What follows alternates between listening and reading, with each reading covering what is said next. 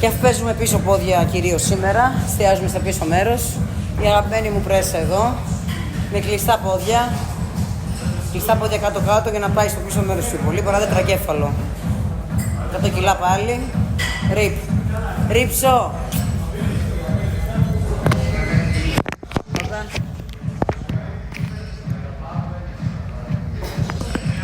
Θα κάτσεις. Δεν κάθεται παιδιά. Δεν κάθεται. Έκατσε. Δεν έχω πιεστεί καθόλου σήμερα. Χαλαρά κάνω.